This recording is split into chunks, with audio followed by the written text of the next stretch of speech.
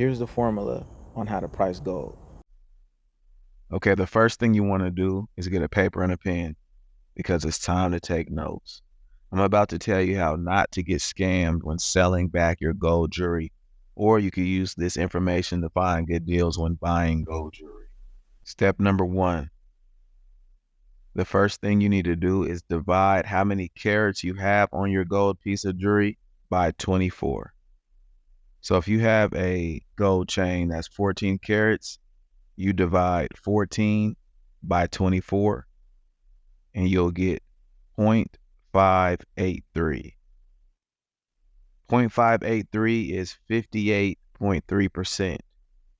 You get the percent by timing 0.583 by 100.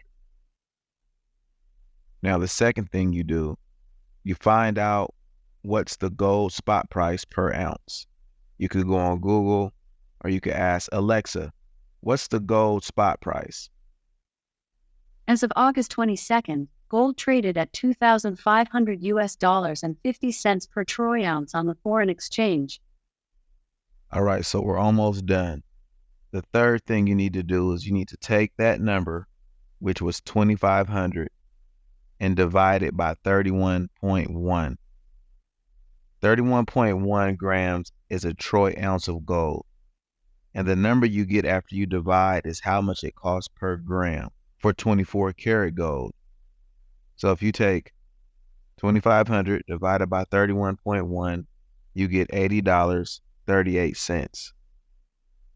Step 4.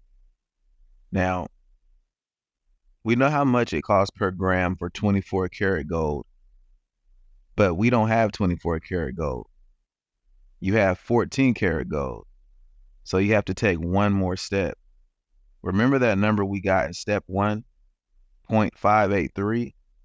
We're going to use that number to find out how much it costs per gram for 14 karat gold. So you're going to take the price per gram we got in step 3, 80.38, and we're going to times it by 0.583. You'll get 46.86.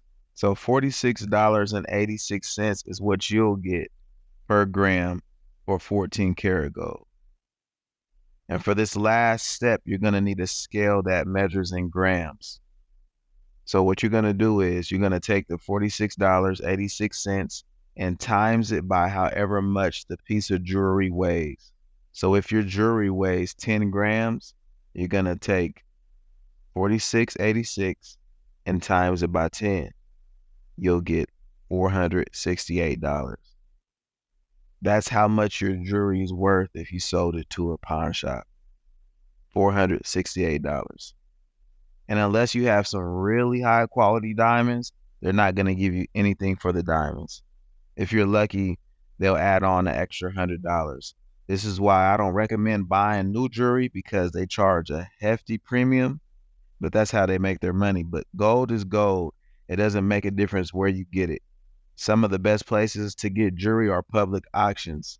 My top 3 are govdeals.com, propertyroom.com, and the best one is usmarshals.gov. If you go to usmarshals.gov, go to Gaston and Sheehan, then click search jewelry.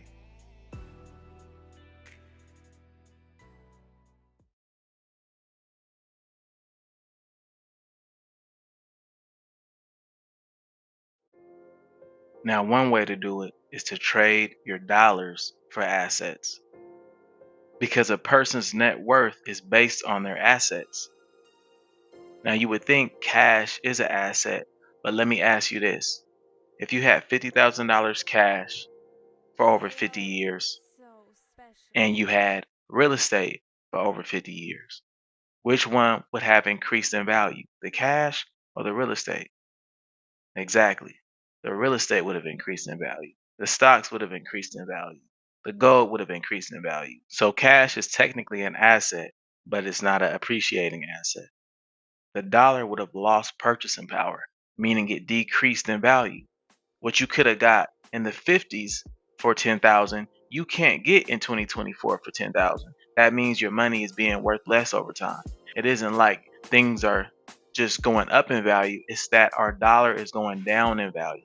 So now it requires more dollars to buy less things.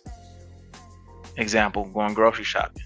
What you got 3 years ago with $300, you can't get in 2024 with $300. So instead of buying things with money, buy assets. Because having cash is not a good investment. Having assets is.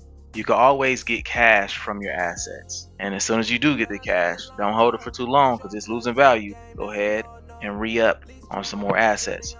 That's what the wealthy is doing.